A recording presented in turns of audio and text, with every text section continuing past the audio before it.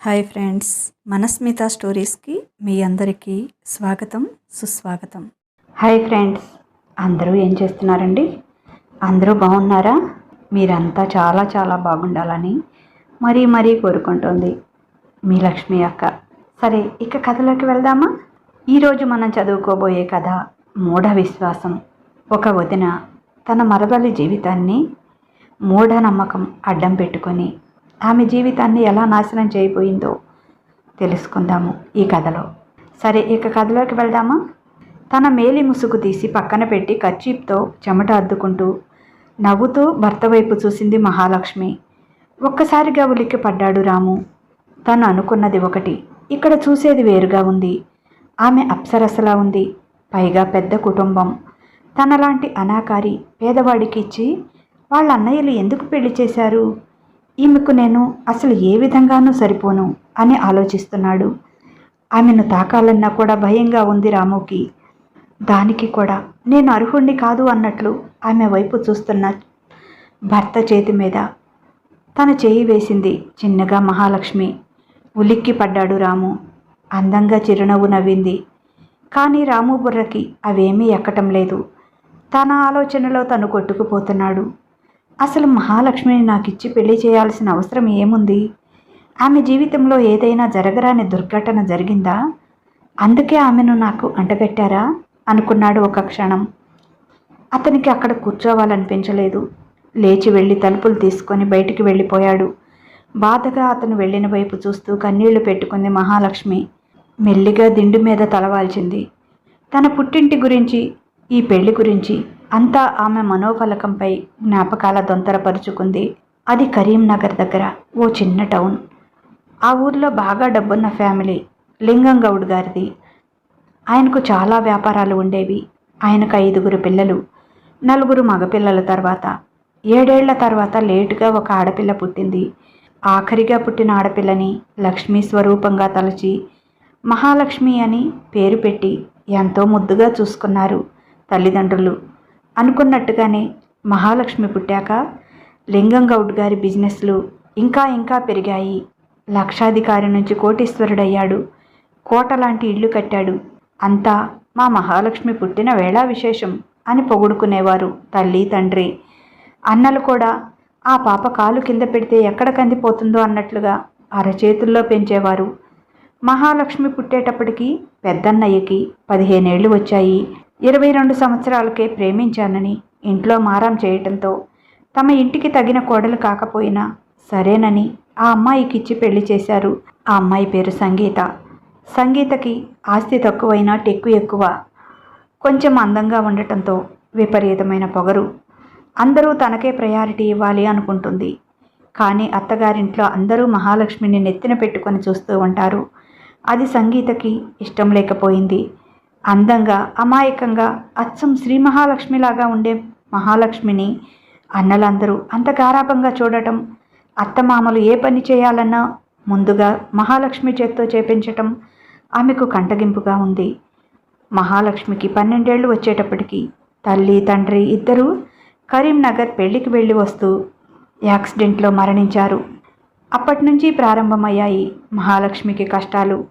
ఇక ఇంట్లో పెద్దదైన సంగీత చేతికి వచ్చింది ఇంటి పెత్తనమంతా. మరుదులందరినీ మంచి చేసుకుంది. భర్తకు చెప్పి తన పుట్టింటి వారికి బిజినెస్లో భాగం కల్పించింది. ఆడపిల్ల పని నేర్చుకోకపోతే ఎలా? రేపు ఏ అవసరం వస్తుందో ఎవరు చూశారు అని భర్తకి మరుదులకి మంచిగా నమ్మేటట్లుగా చెప్పి మహాలక్ష్మితో ఇంటి పనంతా చేయించటం మొదలుపెట్టింది. పాపం, పుట్టినప్పటి నుంచి అల్లారు ముద్దుగా పెరిగిన మహాలక్ష్మికి పని చేయటం అలవాటు లేక చేతులు బొబ్బలెక్కేవి. అయినా ఊరుకునేది కాదు సంగీత. ఆమె మనసులో మహాలక్ష్మిపై అకారణ ద్వేషం ఏర్పరచుకుంది. అత్త మామ ఉన్నన్నాళ్ళు తనకి అసలు విలువ ఇవ్వలేదు. ప్రతిదానికి మహాలక్ష్మి అనేవాళ్ళు. ఇప్పుడు చెప్తాను, అది మహాలక్ష్మో శనిదేవతో అనుకుంది కసిగా. చిన్నగా మహాలక్ష్మిని వంటగదికే పరిమితం చేసింది. వాళ్ళ అన్నయ్యలు ఉన్నప్పుడు హాల్లోకి వచ్చినా ఊరుకునేది కాదు. వాళ్ళు వెళ్ళాక వాతలు పెట్టేది. మళ్ళీ అలా అందరిలోకి వస్తావా అని. వాళ్ళకి మాత్రం తాను మహాలక్ష్మికి ఏ కొరత లేకుండా కన్నతల్లిలా చాలా జాగ్రత్తగా చూసుకుంటున్నాను అని చెప్పేది. వాళ్ళందరూ అదంతా నమ్మేవాళ్ళు. ఎప్పుడైనా వాళ్ళు మహాలక్ష్మి గురించి అడిగితే తన రూమ్లో టీవీ చూస్తుందని, బుక్స్ చదువుతుందని, నిద్రపోతుందని చెప్పేది. అలా మహాలక్ష్మిని అన్నల కంట పడకుండా చూసుకునేది.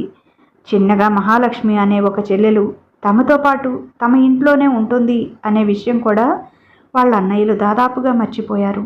తన బంధువుల్లో వాళ్ళని ఇద్దరిని మరుదులకి ఇచ్చి పెళ్లి చేసింది. వాళ్ళు వాళ్ళ భార్యలు చెప్పినట్లు సంగీతకి వత్తాసు పలికేవాళ్ళు. ఇక సంగీత సామ్రాజ్యానికి ఎటువంటి ఆటంకం లేకుండా పోయింది. ఓసారి తన పుట్టింటి వారి అలసత్వం వల్ల షాప్కి నిప్పు అంటుకొని చాలా నష్టం జరిగింది. భర్త తన తమ్ముడిని అన్నని ఎక్కడ తిడతాడో అని ముందుగానే భర్తతో పెద్ద నాటకం ఆడింది. ఇదంతా జరుగుతుందని నాకు ముందే తెలుసండి. నాకు వారం రోజుల నాడే గుడి దగ్గర ఒక స్వామీజీ కనిపించి చెప్పారు అని దొంగ ఏడుపు ఏడ్చింది. ఏం చెప్పాడు? అయినా ఆ స్వామీజీ ఎవరికో ఎలా తెలిసింది అన్నాడు ఆమె భర్త. ఆయన చాలా మహిమగల స్వామీజీ అట. నేను గుడిలోకి వెళ్తుంటే చెట్టు కింద కూర్చుని జపం చేసుకుంటూ ఉన్నారు. వెళుతున్న నన్ను ఆయనే పిలిచారు. సౌభాగ్యవతి, మీ ఇంటిలో ఒక నష్టజాతకురాలు ఉంది. ఆమె వల్ల మీ కుటుంబానికి అతి కొద్ది కాలంలో పెద్ద నష్టం జరగబోతోంది. ఆ నష్టజాతకురాలిని మీ ఇంటి నుంచి దూరం చేస్తే కానీ మీకు ఆ దరిద్రం నుంచి విముక్తి కలగదు అని చెప్పారు. ఎవరు స్వామి ఆ నష్టజాతకురాలు? నేనా, నా చెల్లెళ్ళ అని అడిగాను. ఆ ఇంట మెట్టినవాడు కాదు, ఆ ఇంట పుట్టినదే ఆ నష్టజాతకురాలు అని చెప్పారు. నేను నమ్మలేదు. మీరంతా చెప్తారుగా మహాలక్ష్మి వల్ల మీకు ఎంతో కలిసి వచ్చిందని. ఆ మాటే స్వామీజీతో కూడా చెప్పాను. అప్పుడు స్వామీజీ చెప్పారు, అవునమ్మా, అదంతా నిజమే. ఆమె పుట్టినప్పుడు మహర్జాతకురాలు. 11వ సంవత్సరం నుంచి ఆమె దశ మారిపోయింది. 12 రాగానే కన్నవాళ్లను కడుపున పెట్టుకుని ఉంటుంది అని చెప్పారండి. 18 ఏళ్లు దాటితే ఆమె నష్టజాతకం ఇంకా బలపడుతుందని, అప్పుడు ఆమె ఎక్కడుంటే అక్కడ బూడిదే అని చెప్పారు. అయినా నేను స్వామీజీ మాటలు లెక్క చేయలేదు. వాళ్ళు అలాగే చెప్తారులే అనుకున్నాను. కానీ ఇదంతా చూస్తుంటే నమ్మాల్సి వస్తుందండి అని అదంతా మహాలక్ష్మి నష్టజాతకం వల్లే జరిగినట్లు భర్త ముందు కవరింగ్ ఇచ్చింది. భార్యకు ఎప్పుడో దాసోహం అయిపోయిన అతను ఆమె మాటల్ని నమ్మాడు. సాధ్యమైనంత వరకు మీరు ఆమె మొహం చూడకపోవటమే మంచిది అని చెప్పారు అని చెప్పింది కన్నీళ్లతో. నిజంగానే ఆ వెర్రి బకర అదంతా నమ్మాడు. మనసులో చెల్లెలి మీద కోపం పెంచుకున్నాడు. తమ్ముళ్ళు, బావమరుదులు సరిగా పట్టించుకోకపోవటం వల్ల ఇలాగే బిజినెస్లో చిన్న చిన్న నష్టాలు ఎక్కువగా వచ్చాయి. దానికంతటికీ మహాలక్ష్మి కారణమని వాళ్ళందరికీ నూరి పూసేది సంగీత. వాళ్ళంతా అది నిజమే అనుకున్నారు. అన్నలకి కూడా మహాలక్ష్మి మీద చెడు అభిప్రాయం ఏర్పడింది. ఆమె వల్లే తన కుటుంబానికి ఇంత నష్టం జరుగుతుంది అనుకున్నారు. అప్పుడు సంగీత ఎలాగైనా సరే ఏ తలక మాసిన వాడికో ఇచ్చి పెళ్లి చేసి మన ఇంటి నుంచి దూరంగా పంపిద్దాం, ఆ దరిద్రం ఏదో వాడికే పట్టుకుంటుంది అని చెప్పింది. చదువుకున్నవాడు అది ఇది అని గొప్పవాళ్ళని చూడకండి. తర్వాత వాళ్ళు మీ చెల్లి ఆస్తిలో వాటా అని అడుగుతారు. ఆ నష్టజాతకురాలతో మనం నష్టపోయిన వరకు చాలు. ఇంకా కట్నాలు కానుకలు అని ఇంకా ఎక్కడ దోచిపెడతాము? ఆ పిల్లని వదిలించుకుంటే చాలు, ఎవడో ఒకడికి ఇచ్చి చేద్దాం అని చెప్పింది.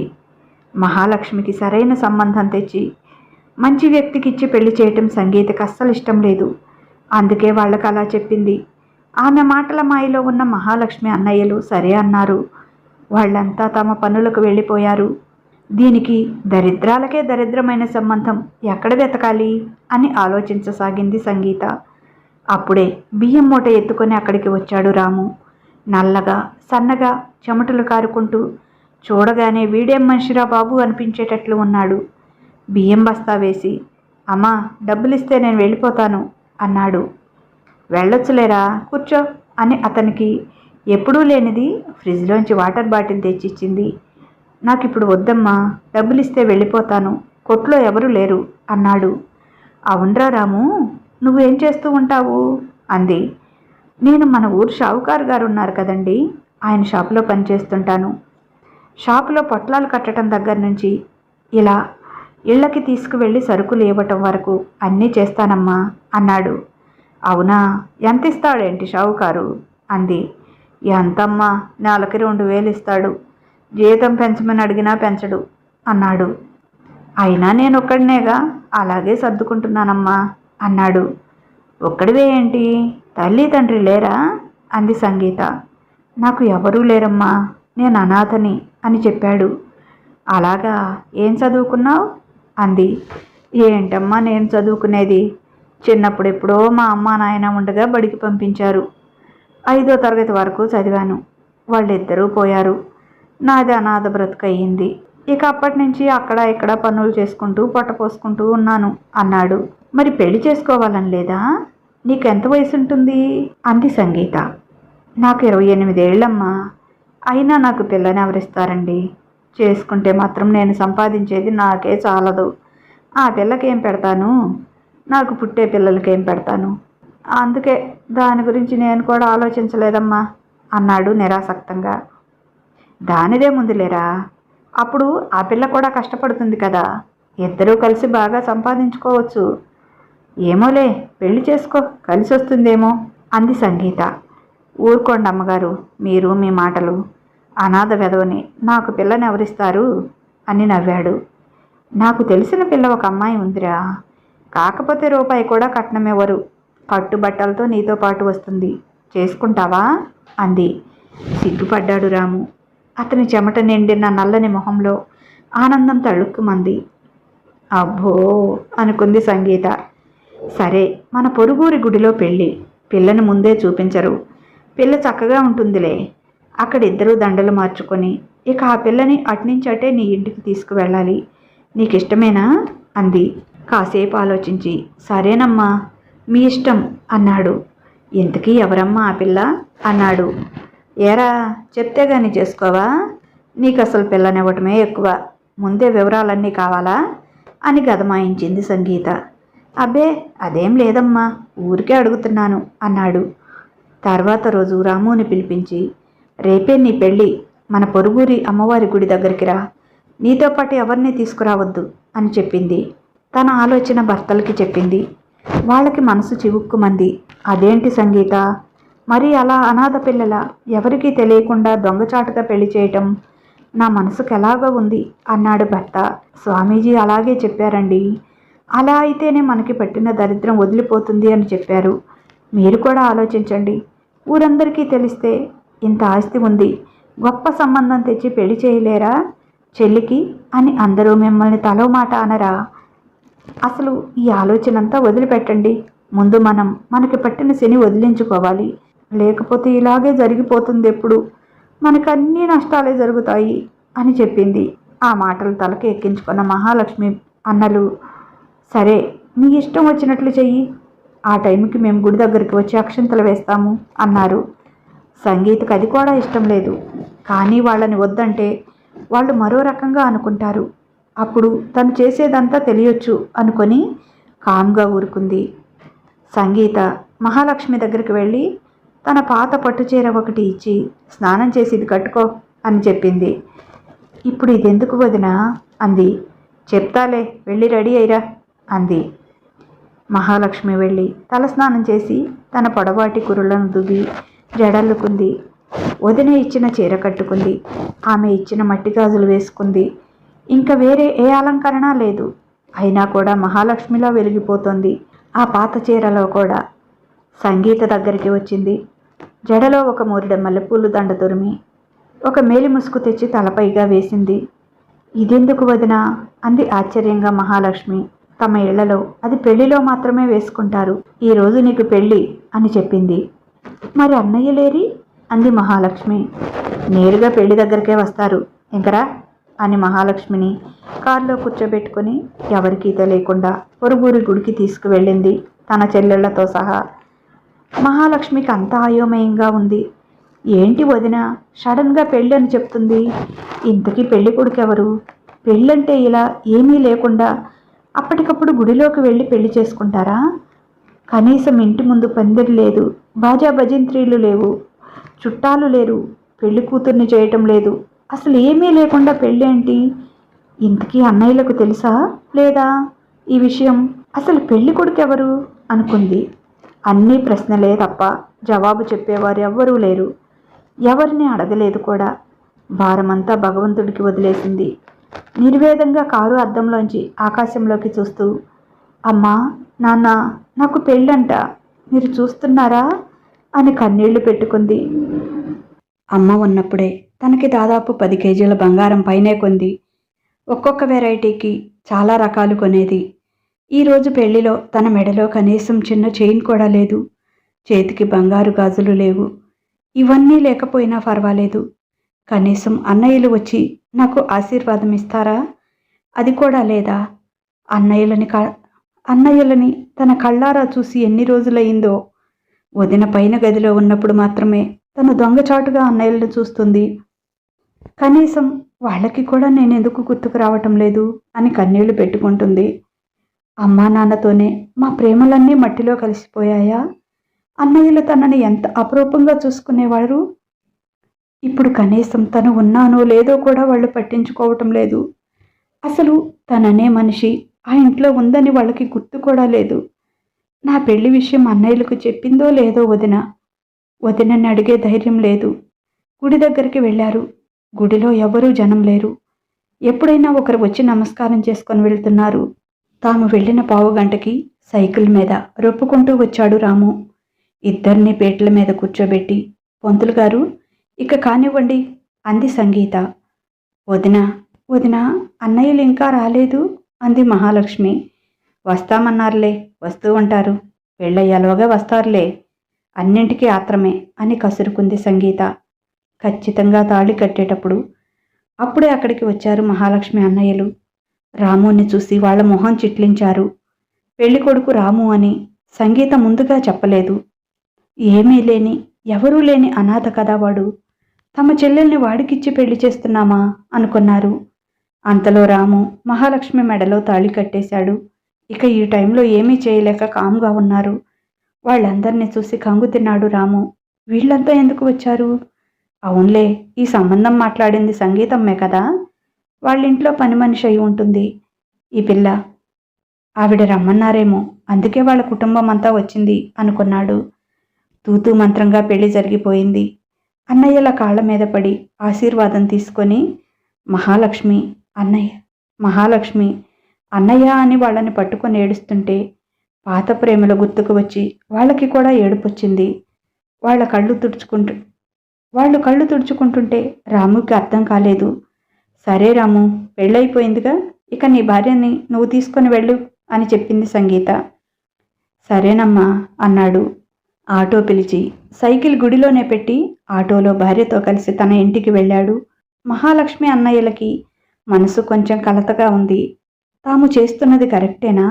తమ చెల్లెలకి ఇలా పెళ్లి చేయటం సబబేనా అనిపించింది. కానీ సంగీత తన మాటల్లో వాళ్ళని పడేసి అదంతా మర్చిపోయేటట్లు చేసింది. అదే ఆమెలో ఉన్న టాలెంట్. అవును, నువ్వు వాళ్ళింట్లో పనిచేస్తావా? ఇంతకీ నీ పేరేంటి అని అడిగాడు రాము. నా పేరు మహాలక్ష్మి. నేను వాళ్ళింట్లో పని చేయను.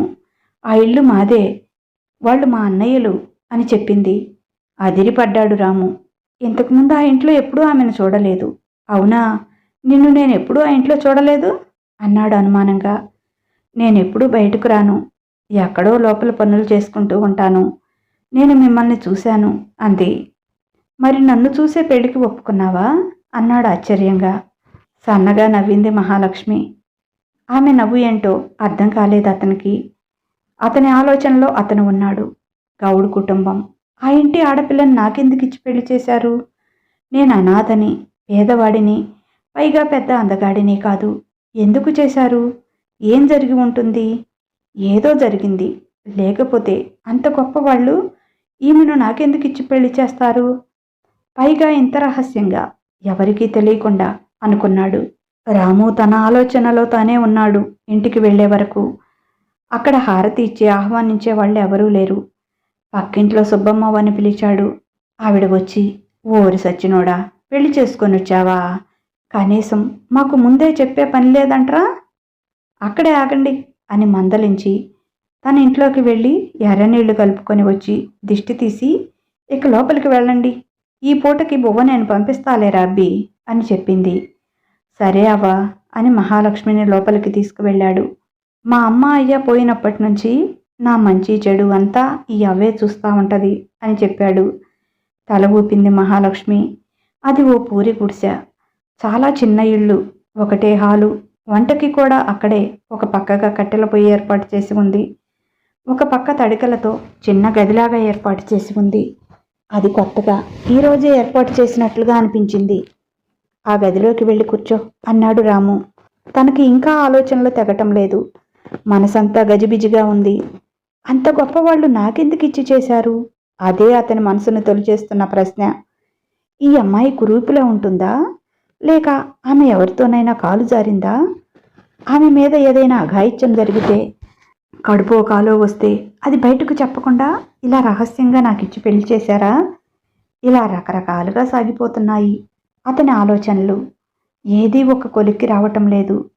అంతలోకి సుబ్బమ్మవ్వ భోజనం తెచ్చి ఆ పిల్లకి పెట్టి నువ్వు కూడా తినరా అబ్బి అని చెప్పి వెళ్ళిపోయింది. గదిలోకి వెళ్ళి అవ తెచ్చిన క్యారేజ్ పక్కన పెట్టాడు. భోజనం తిను అన్నాడు. మీరు కూడా తిందురు, కూర్చోండి అని తన మేలి ముసుగు తీసివేసింది. ఆమెను చూసి ఆశ్చర్యంతో నోరు తెరిచాడు రాము. అందానికే అందంలాగుంది, అప్సరసలా ఉంది, దేవకన్యలా ఉంది. ఇలాంటి అమ్మాయి నా భార్య అనుకున్నాడు. ఖచ్చితంగా ఏదో జరిగింది, అందుకే రహస్యంగా నాకిచ్చి పెళ్లి చేశారు అని అతను మనసులోకి వచ్చింది.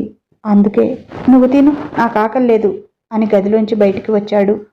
మహాలక్ష్మి కూడా ఏమీ తినకుండా అలాగే పడుకొని జరిగిందంతా ఆలోచించుకుంటూ ఉంది.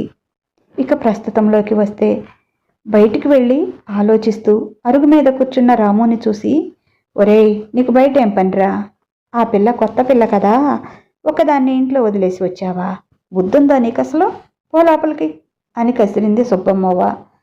తల వంచుకుని లోపలికి వచ్చాడు. గదిలోకి చూశాడు. చెయ్యి ముడిచి నుదుటి మీద పెట్టుకొని కళ్ళు మూసుకొని ఏదో ఆలోచనలో ఉంది మహాలక్ష్మి. ఆమె కళ్ళ వెంట నీళ్లు కారుతున్నాయి. రాముకి జాలి వేసింది. ఛ, ఏం మనిషిని నేను, ఇలా కొత్త అమ్మాయిని వదిలిపెట్టి వచ్చాను, ఏమనుకుందో పాపం అనుకొని ఏమండి అని అన్నాడు. ఆమె దగ్గరకు వెళ్ళి ఉలిక్కిపడి లేచి కూర్చొని రండి అంది. భోజనం చేయలేదా అన్నాడు. లేదు అన్నట్టు తల ఊపింది. నాకు ఆకలిగా లేదు, వద్దు అంది. పాపం, రాజభోగాల మధ్య పెరిగిన పిల్ల ఈ ఇంట్లో ఇలా ఊహించుకోలేకపోతుందేమో. పొద్దున్నే తీసుకెళ్ళి వాళ్ళ ఇంట్లో వదిలేస్తే పోతుంది. ఏం జరిగిందో అడిగితే చెప్తుందా అనుకున్నాడు. సరేలే, ముందు అన్నం తిను అన్నాడు. లేదండి, నాకు ఆకలిగా లేదు, వద్దు అంది మళ్ళీ. నాకు ఆకలి అవుతుంది, లే, నువ్వు తినకుండా నేనెట్లా తినను అంటూ అవ్వ తెచ్చిన గిన్నెలోనే అన్నం కలిపి, అవ్వ పప్పుచారు భలే రుచిగా పెడుతుంది, నువ్వెప్పుడూ తినలేదు కదా, ఒక్క ముద్ద తిని చూడు, అన్నం మొత్తం తినేస్తావు, అంత బాగా వండుతుంది అని ముద్ద ఆమె నోటికి అందించాడు. ప్రేమగా అతని కళ్ళల్లోకి చూస్తూ నోరు తెరిచింది. ఇలాంటి ప్రేమను అనుభవించి ఎన్ని సంవత్సరాలు అవుతుందో. ఆమె కళ్ళలోంచి ఆమెకే తెలియకుండా కన్నీళ్లు జారిపోతున్నాయి. ఏంటండి, కారంగా ఉందా అన్నాడు. లేదు అన్నట్టు తల ఊపి, మమకారం చాలా బాగుంది అంది కళ్ళు తుడుచుకుంటూ. మీరు తినండి అంది. నా ఎంగిలవుతుంది, నేను తర్వాత తింటా అన్నాడు. తినండి ప్లీజ్ అంటూ తన చేత్తో ముద్ద తీసి అతని నోటికి అందించింది. అతని పరిస్థితి కూడా అదే. అమ్మా నాన్న పోయిన దగ్గర నుంచి ఇలాంటి ప్రేమని రుచి చూపించిన వాళ్లే లేరు. ఇలా అన్నం కలిపి గోరుముద్దలు పెట్టిన వాళ్ళు లేరు. రాముకి కూడా తనకు తెలియకుండానే కళ్ళలోంచి నీళ్లు కారిపోతున్నాయి. ఏమైంది అంది ఎడం చేత్తో అతని కళ్ళు తుడుస్తూ. మా అమ్మ పోయాక నాకు ఇలా ఎవరూ ముద్దలు పెట్టలేదు, అమ్మ గుర్తుకొచ్చింది అన్నాడు ఏడుస్తూ. నాకు కూడా అంది తను కూడా కన్నీళ్లు పెట్టుకుంటూ. అదేంటండి అలా అంటారు? నేనంటే ఎవరూ లేని అనాథని, మీకు అలా కాదు, అందరూ ఉన్నారు కదా అన్నాడు. మీరెవ్వరూ లేని అనాథ, నేనందరూ ఉన్న అనాథని, అంతే తేడా అంది. తన భర్త దగ్గర ఏదీ దాచాలి అనుకోలేదు మహాలక్ష్మి. వాళ్ళు తనని ఎంపిక చేసుకున్నందుకు, వాళ్ళు పెళ్లి చేసిన పద్ధతికి రాముకి ఆల్రెడీ అనుమానం వచ్చే ఉంటుంది. ఇప్పుడు తను దాచి మాత్రం ప్రయోజనం ఏముంది? అయినా అతను ఎవరైనా కానీ ఇప్పుడు తన భర్త తనలో సగం. అతనికి తనకి మధ్య రహస్యాలు ఉండకూడదు అనుకుంది. ఆమె ఆలోచన, ఆమె కన్నీళ్లు చూసి మరో రకంగా అర్థం చేసుకున్నాడు రాము. బాధపడకండి అమ్మాయి గారు, నేను రేపు పొద్దుటే మీ ఇంటి దగ్గర వదిలేస్తాను. ఇలాంటి చోట మీలాంటి గొప్పవాళ్ళు ఉండలేరు అన్నాడు ఆమె మూతి తుడుస్తూ. మీరు కూడా నన్ను వదిలించుకోవాలని చూస్తున్నారా? మీకు కూడా నేను నష్టజాతకురాలనే కనిపిస్తున్నానా? అంది బాధగా. అయ్యో అమ్మాయి గారు, అదేంటి అలా అంటారు? చలువరాతి మేడలో ఉండే మీరు ఇలాంటి గుడిసెలో ఎక్కడ ఉంటారు చెప్పండి? మీ వాళ్ళు మిమ్మల్ని నాకెందుకు ఇచ్చి పెళ్లి చేశారో తెలియదు, కానీ నేను మీకు తగినవాడిని కాదమ్మాయి గారు అన్నాడు బాధగా. అతని నోటి మీద చెయ్యి ఉంచింది. ఇలా ఎప్పుడూ అనకండి, నేను మీ భార్యని. నేను బ్రతికి ఉన్నన్నాళ్ళు ఇక మీతోనే ఉంటాను. కాదంటే చెప్పండి, ఏ నుయ్యో గొయ్యో చూసుకుంటాను. అంతేకాని నేను ఈ ఇంటిని మిమ్మల్ని వదిలి ఎక్కడికి వెళ్ళను అంది అతన్ని కౌగిలించుకొని ఏడుస్తూ. ఆమె ఏడుస్తుంటే అతని మనసు బాధతో విలవిలలాడింది. ఊరుకోండి అమ్మాయి గారు, మీరు అలా ఏడుస్తుంటే నేను చూడలేకపోతున్నాను, ఊరుకోండి అని ఆమె చుట్టూ చేతులు వేసి పసిపిల్లలా పదవి పట్టుకొని సముదాయిస్తున్నాడు. ఈ మాత్రం ఆదరణ, ఆలంబన, ప్రేమ కోసం మొహం వాచి ఉన్న మహాలక్ష్మి రాముని చుట్టుకొని అతని గుండెల్లో తలదాచుకొని వెక్కి వెక్కి ఏడ్చింది. ఏడ్చి ఏడ్చి అలసిపోయి అతని కౌగిలిలోనే ఆదమరిచి ప్రశాంతంగా నిద్రపోయింది. కొన్ని సంవత్సరాల నుంచి ఆమెకు దూరమైన నిద్ర ఆ రోజు రాము ఒడిలో ఆమెను ఆవహించింది. ఏదో పెద్ద కథే ఉంది అమ్మాయి గారి వెనుక అనుకున్నాడు. ఆమెను పడుకోబెడదామంటే మరింత గట్టిగా అతన్ని పట్టుకుంది. అలాగే పదవి పట్టుకొని తను కూడా ఆమెతో పాటే మంచం మీదకి వాలిపోయి ఆమె తల నిమురుతూ నిద్రలోకి జారుకున్నాడు. మహాలక్ష్మి తెల్లవారు లేచేటప్పటికి అతని కౌగిట్లో ఉంది. తను ఎక్కడ ఉందో కాసేపు గుర్తుకు రాలేదు. ఉలిక్కిపడి లేవబోయింది. బలంగా అతని చేతులు తనని చుట్టుకొని ఉన్నాయి. ఊరుకోమ్మా, ఏడవకు, బజ్జో, బంగారు తల్లిగా బజ్జో అని జోకొడుతూ ఓదారుస్తున్నాడు నిద్రలో కూడా. అప్పుడు గుర్తుకొచ్చింది మహాలక్ష్మికి నిన్న జరిగిందంతా. సిగ్గేసింది. అలా ఒక మగవాడి కౌగిల్లో ఉండటంతో కాసేపు అలాగే పడుకొని చిన్నగా అతని చేతులు విడిపించుకొని లేచింది. బయటికి వెళ్ళి చూసింది. ఇంకా ఎవరూ లేచినట్లు లేదు. టైం ఎంతయిందో అనుకుంటూ ఆకాశం వంక చూసింది. అప్పుడే చుక్క పొడిచింది. ఇంకాసేపట్లో తెల్లవారుతుంది అనుకుంటూ చీపురు ఎక్కడ ఉందో వెతికి ఇల్లంతా శుభ్రం చేసింది. బయట కూడా వాకిలి చిమ్మి నీళ్లు చల్లి ముగ్గు కోసం చూస్తే ఎక్కడా లేదు. అవును, రాము మగవాడు, అతను రోజు ముగ్గు వేయడు కదా అనుకుంది. అంతలో సుబ్బమ్మ లేచి బయటికి వచ్చింది. అప్పుడే లేచావంటే పిల్ల, కాసేపు పడుకోకూడదు? ఇంకా తెల్లవారలేదుగా అంది. మెలకు వచ్చింది మా అమ్మ అని కొంచెం ముగ్గు ఉంటే ఇస్తారా అంది. ఆవిడ ముగ్గు గిన్నె ఇచ్చింది. అది అక్కడే ఉంచుకో, రేపు ముగ్గబ్బి వచ్చినప్పుడు కొనుక్కుందాంలే అని చెప్పింది. మహాలక్ష్మిని దగ్గరగా తేరిపార చూసి, నీ పేరేంటి పిల్ల అంది. మహాలక్ష్మి మా అమ్మ అంది. అచ్చంగా మహాలక్ష్మిలాగే ఉండావే పిల్ల, మా రాముడు నక్కతోక తొక్కాడే, అందుకే నీలాంటి మంచి పెళ్ళాం వచ్చింది అంది అవ్వ. మహాలక్ష్మి నవ్వుకుంటూ ముగ్గు గిన్నె తీసుకొని ఇంటి ముందు చక్కగా ముగ్గు వేసింది. లోపలికి వెళ్ళి స్నానం చేయాలంటే నాకు బట్టలు లేవు కదా, ఎలాగా? వదిన కనీసం 2 చీరలు కూడా ఇవ్వలేదు అనుకుంటూ అక్కడ ఉన్న ఒక చెక్క అలమర తలుపులు తీసింది. అందులో 2 కవర్లు ఉన్నాయి. వాటిల్లో 3 చీరలు, వాటి కిందకి లంగాలు, బ్లౌజులు కూడా ఉన్నాయి. అంటే తన కోసం రాము ముందే తెచ్చాడా, లేక ఇవి ఇంకెవరి కోసమైనా తెచ్చినవా అనుకుంది. ఏదేమైనా ఇక అంతకంటే గత్యంతరం లేదు కనుక తప్పదు అనుకుంటూ ఒక అరటాకు పచ్చ చీర, లంగా, బ్లౌజు తీసుకొని బాత్రూమ్ ఎక్కడా అని వెతికింది. ఇంటి పక్కనే స్వచ్ఛ భారత్ సహాయంతో కట్టిన చక్కని బాత్రూమ్ ఉంది. వెళ్ళి తన పనులు ముగించుకొని స్నానం చేసి ఇంట్లోకి వచ్చింది. దేవుడి మందిరం ఉందా అని చుట్టూ చూసింది. రాముకి కూడా భక్తి ఎక్కువే అనుకుంటా. ఒక పక్కన గోడకి చిన్న స్టాండ్ లాగా బిగించి దాని మీద దేవుడి పటాలు ఉన్నాయి. రోజు పూజ చేస్తాడనుకుంటా. అక్కడ అంతా శుభ్రం చేసి దేవుడి పటాలకి గంధం బొట్టు పెట్టి వాకిట్లోకి వెళ్ళింది. రాత్రి వచ్చేటప్పుడు చూసింది అక్కడ నందివర్ధనం పూల చెట్టు, మందార చెట్టు ఉంది. దాని నుంచి కొన్ని పూలు కోసుకొచ్చి దేవుళ్ళకి అలంకరించి దీపారాధన చేసి అక్కడే ఉన్న అగరబత్తులు వెలిగించి, రాము లేస్తే బాగుండేది, పాలు తెస్తే కొంచెం పాయసం చేసేదాన్ని, ఫస్ట్ టైం కదా అనుకుంటుంది. ఆమె మాట విన్నట్లుగా రాము అప్పటికే లేచి ఒక పక్కగా ఉన్న గుంజకి ఆనుకొని మహాలక్ష్మి చేసే పనులు శ్రద్ధగా చూస్తున్నాడు. మహాలక్ష్మిని అలా చూస్తుంటే ఎవరో దేవకన్య దారి తప్పి తన గుడిసెలోకి వచ్చి తిరుగుతున్నట్లుగా అనిపిస్తోంది రాముకి. తనని ఎవరో చూస్తున్నట్లుగా అనిపించి వెనక్కి తిరిగిన మహాలక్ష్మి రాముని చూసి చిరునవ్వు నవ్వి, పాల ప్యాకెట్ తెస్తారా అంది. రాము ఏదో ట్రాన్స్లో ఉన్నట్టు తల ఊపి బయటికి వెళ్ళిపోయాడు. బెల్లం కూడా అంది. ఇంట్లో ఉంది అన్నాడు. 2 నిమిషాల్లో పాల ప్యాకెట్, కొబ్బరికాయ తీసుకొని వచ్చాడు. పాయసానికి కావలసిన వస్తువులన్నీ తీసి పక్కన పెట్టాడు. మీరు కూడా స్నానం చేసి రండి అంది. తల ఊపి వెళ్ళి స్నానం చేసి వచ్చేటప్పటికి ఆమె పాయసం పూర్తి చేసింది. దేవుడి దగ్గర నైవేద్యం పెట్టి ఇద్దరూ కలిసి హారతిచ్చి భక్తిగా నమస్కారం చేసుకున్నారు. అప్పుడే అక్కడికి వచ్చిన సుబ్బమ్మ అవ్వ కాళ్ళకి నమస్కారం చేసుకొని ఆమె ఆశీర్వాదం తీసుకున్నారు. 10 కాలాల పాటు పిల్లా పాపలతో సంతోషంగా ఉండండి అని ఆశీర్వదించింది ఆవిడ. ఆమెకు కూడా ప్రసాదం పెట్టి వారిద్దరూ తీసుకున్నారు. ఇంకా ఎట్ట ఉంటే కాదురా రాముడు, ఇంకా సంపాదన పెరిగే మార్గం చూసుకో. ఆ సావుకారు నీతో గొడ్డు చాకరీ చేయించుకొని అంతో ఎంతో చేతిలో పెడుతున్నాడు. ఇన్నాళ్ళు అంటే సరిపోయింది, ఇక ముందు కుదరదు. నీకో పెళ్ళాం వచ్చింది, రేపు పిల్లలు పుడతారు, అప్పుడు నీ సంపాదన ఎటు సరిపోతుంది?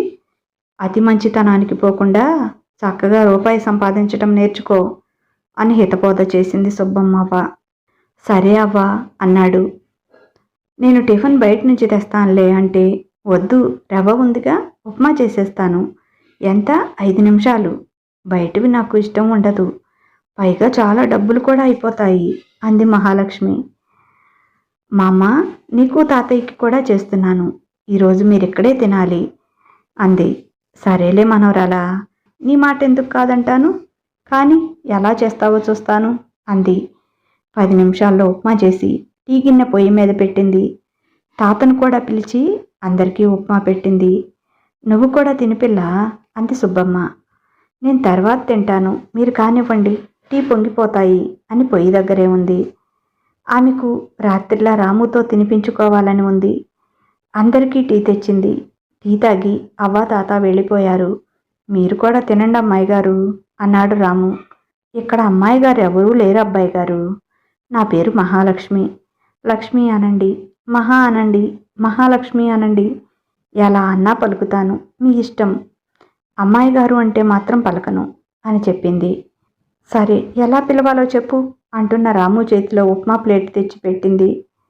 తిన్నానుగా, మళ్ళీ ఏంటి అన్నాడు. అది మీకు కాదు, నాకు. అంటూ నోరు తెరిచింది. రాము నవ్వుకుంటూ ఆమెకు ఉప్మా తినిపించాడు. ఇదే నా తాళి బంధం అంటే? ఓ చిన్న తాడు ముక్క 2 మనుషుల్ని ఇంతలా కట్టిపడేస్తుందా? ఒక్క పూటలోనే ఇంత మార్పా, ఇంత దగ్గరయ్యామా అనుకున్నాడు రాము. చేయి కడుక్కొని వచ్చి, నేను షాప్కి వెళ్ళాలి అమ్మాయి గారు అనబోయి మహా అన్నాడు. వెళ్ళండి, ఏదైనా అవసరమైతే మా అమ్మ ఉందిగా, అడుగుతానులే అని చెప్పింది. కూరగాయలు, ఆకుకూర మన ఇంటి వెనుక పెరట్లో ఉన్నాయి, ఏం కావాలో కోసుకో, కావలసినవన్నీ ఈ అలమారలోనే ఉంటాయి, చూసుకుంటావా, నేను చూపించనా అన్నాడు. నేనన్నీ చూసుకుంటాను, మీరు క్షేమంగా వెళ్ళిరండి అంది.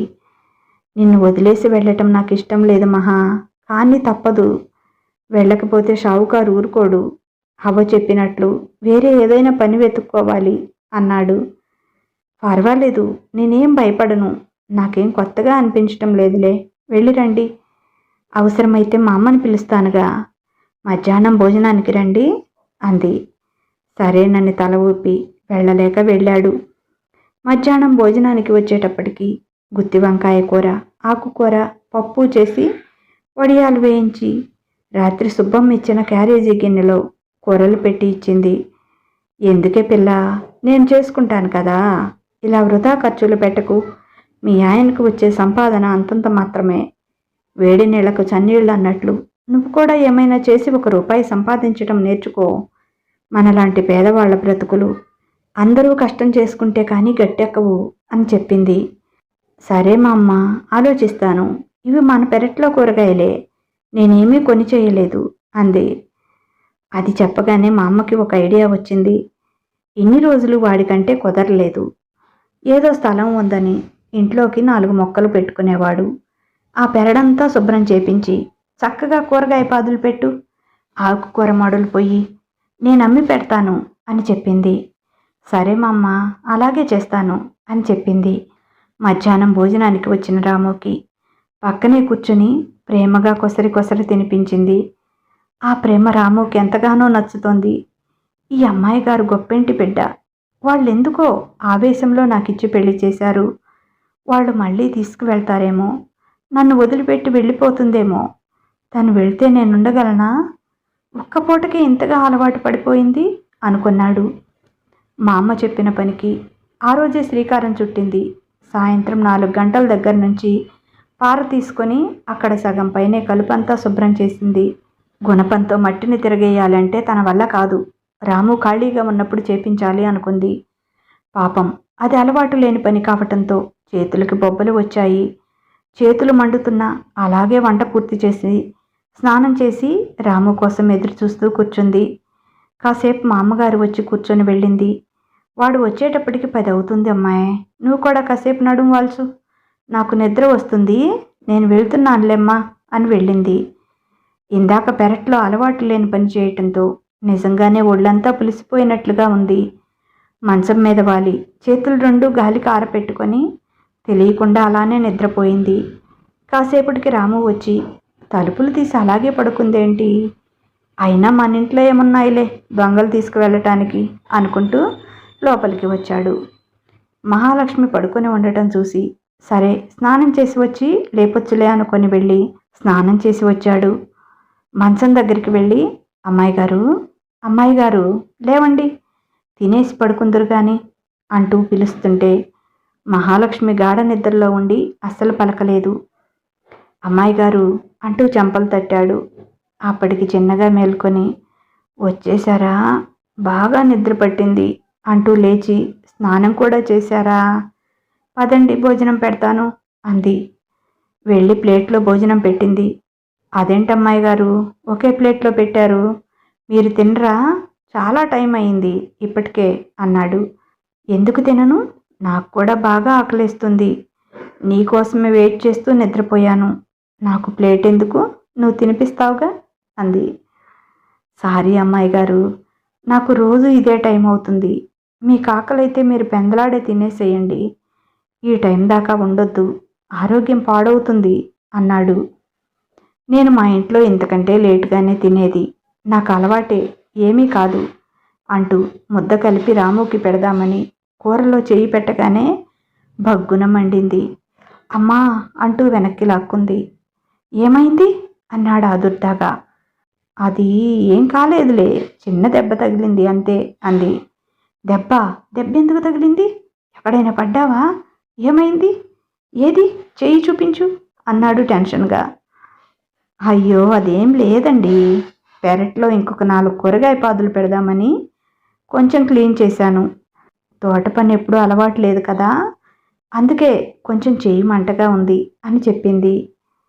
ఏమీ లేదులే అంటున్నా బలవంతంగా ఆమె చేతులు లాక్కొని చూసి కన్నీళ్లు పెట్టుకున్నాడు. అసలు మీకెందుకండి ఈ పనులు, చూడండి ఎలా బొబ్బలు వచ్చాయో, ఎంత నొప్పిగా ఉంటుంది, నాకు చెప్తే నేను చేస్తాను కదా, నీకెందుకు ఇలాంటి పనులు అని బాధపడ్డాడు. అతను అలా తన కోసం బాధపడుతుంటే ఆమెకు చాలా సంతోషం వేసింది. తనకే తెలియకుండా అతని మొహాన్ని 2 చేతుల్లో పట్టుకొని నుదుటి మీద ముద్దు పెట్టుకుంది.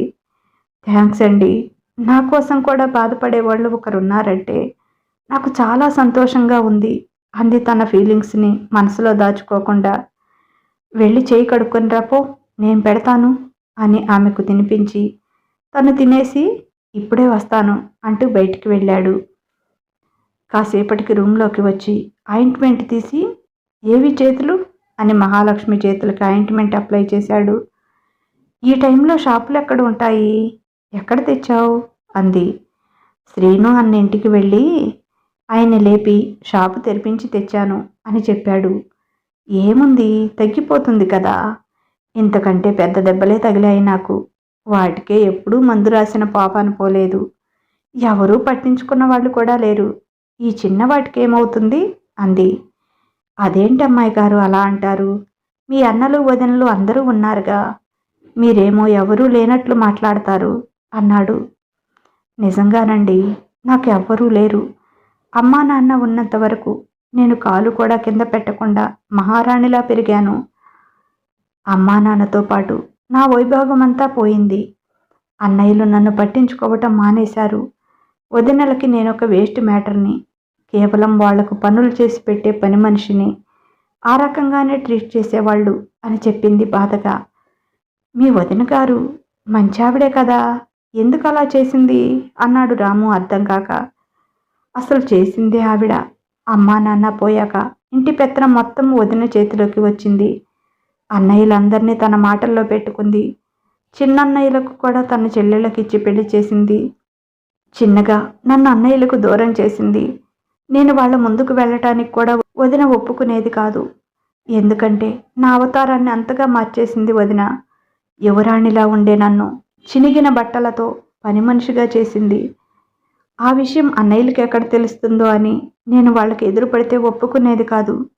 వాళ్ళు నా గురించి అడిగితే నేనేదో చేస్తున్నాను అని కవర్ చేసేది. అలా అలా చిన్నగా నన్ను ఎంతో ప్రేమగా చూసుకునే అన్నయ్యలు నన్ను మర్చిపోయారు. ఆ తర్వాత అన్నయ్యల మనసుల్లోకి ఎలా ఎక్కించిందో తెలీదు. నేనొక నష్టజాతకురాలిని అని ఓ సాధువు చెప్పాడని, నా వల్లే మా అమ్మా నాన్న చనిపోయారని, కంపెనీలో వచ్చే చిన్న చిన్న నష్టాలని నా నష్టజాతకం వల్లే అలా నష్టాలు వస్తున్నాయని నమ్మించింది.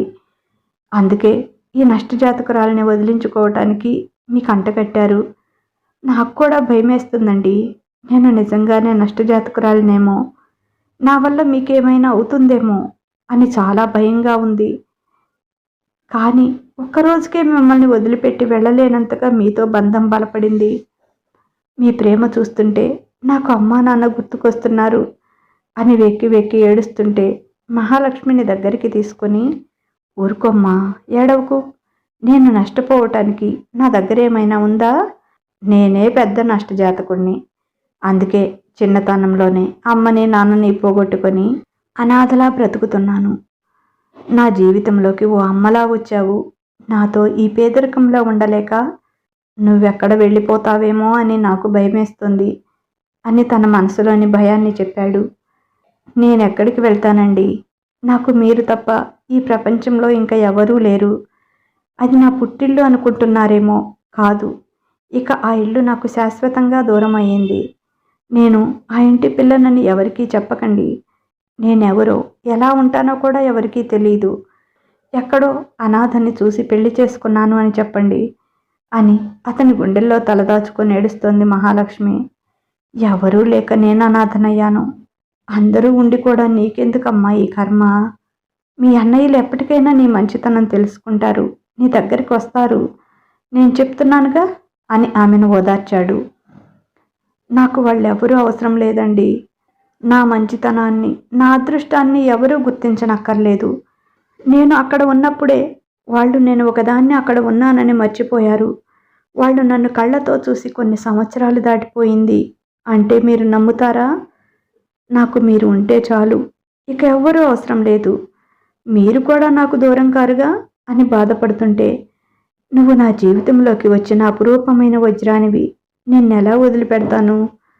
నా గొంతులో ప్రాణం ఉన్నంత వరకు నిన్ను నా ప్రాణంగా చూసుకుంటాను. నీకు ఆస్తులు అంతస్తులు ఇవ్వలేనేమో కానీ ఈ పేదవాడి మనసులో కావలసినంత ప్రేమ ఉంది, అది మాత్రం పంచగలను అన్నాడు ఆర్తిగా ఆమెను కౌగిలించుకొని. నాకు కావలసింది అదే. నీ ప్రేమ మాత్రం నాకు చాలు. నాకు ఆడంబరాలు, ఐశ్వర్యాలు, నగలు, పెద్ద పెద్ద మేడలు ఏమీ వద్దు. నాకు నీ ప్రేమ చాలు అంటూ అతని మొహాన్ని తన దోసిట్లోకి తీసుకొని మొహమంతా ముద్దులు పెడుతుంటే, అమ్మాయి గారు, నేను మీకు తగిన వాడిని కాదు. మీరు చూస్తే అప్సరసలా ఉన్నారు. నా అవతారం చూడండి ఎలా ఉందో. మీ పక్కన పని మనిషిగా కూడా పనికిరాను అని నొచ్చుకుంటుంటే, అతని పెదవుల్ని తన పెదవులతో మూసేసింది, మాట్లాడకుండా.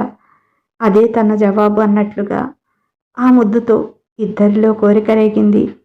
ఒకరి మీద ఒకరికి ఉన్న ప్రేమ, ఇష్టం మోహంగా మారి ఆ ముద్దుని ముందుకు తీసుకువెళ్ళింది. వయసు వేడి ఆ ఇద్దరిని మరింత ముందుకు తీసుకువెళ్ళి వారి తొలి సమాగమానికి దారి తీసింది. ఆమె ఒళ్ళంతా తన పెదవుల తడి అద్దుతూ ఆమెలో కోరికను మరింతగా రగిలించాడు. అతని రంగు, రూపం ఆమెకు ఏమాత్రం అభ్యంతరం కాలేదు. ఆమె అతనిలో చూస్తున్నది కేవలం అతనికి తనపై ఉన్న ప్రేమని మాత్రమే. ఎంతో ఇష్టంగా, మరింత ప్రేమగా తొలి కలయికలో వచ్చే చిన్న బాధని పక్కకి నెట్టి అతన్ని తనలో ఐక్యం చేసుకుంది. అంతే ప్రేమగా, అంతే ఇష్టంగా ఆమెలో కలిసిపోయాడు.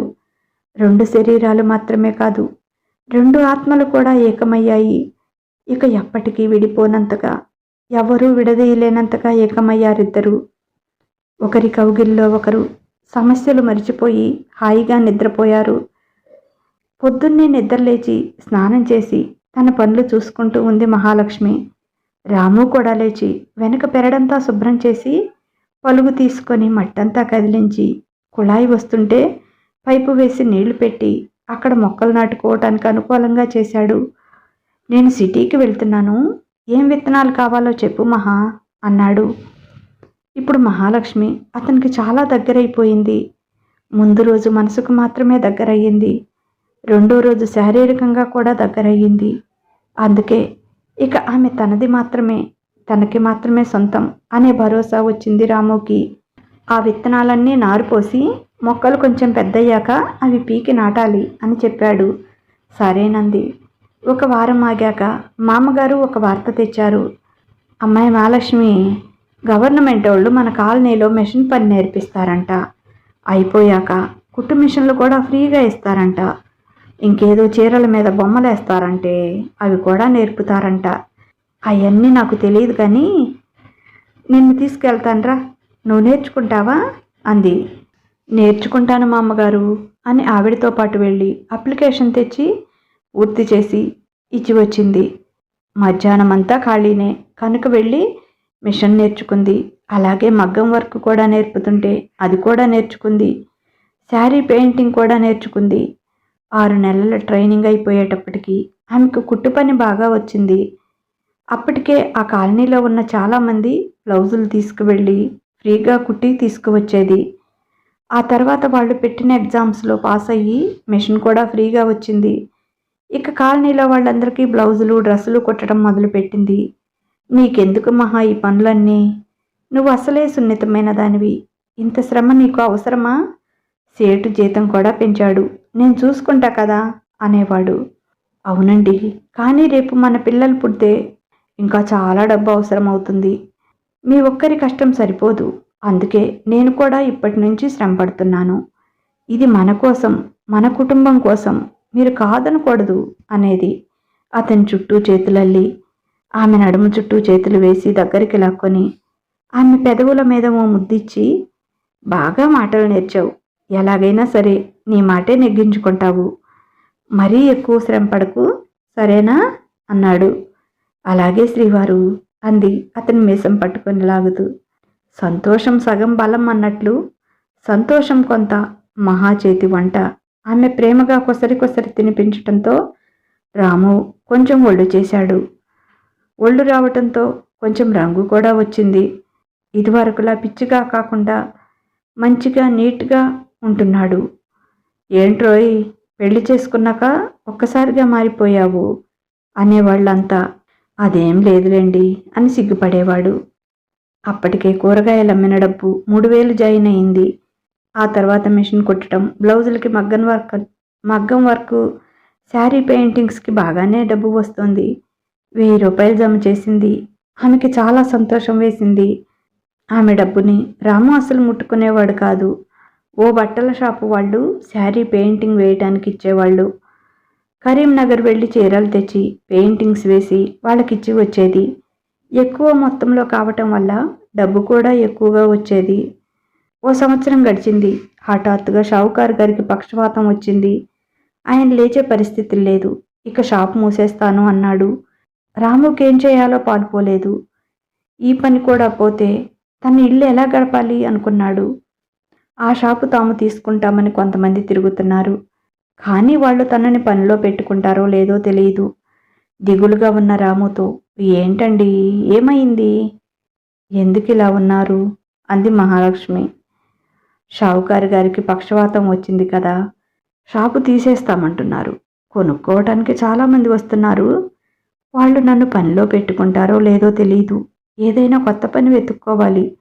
చిన్నప్పటి నుంచి ఆ షాపులోనే చేశాను కదా, వదిలిపెట్టి వెళ్ళాలంటే ఎలాగో ఉంది అన్నాడు. ఎంత అవుతుంది షాపు అంది. సరుకు ఉంది కానీ అదంతా నెల నెల సరుకు వేసిన వాళ్ళకి డబ్బు కడితే సరిపోతుంది.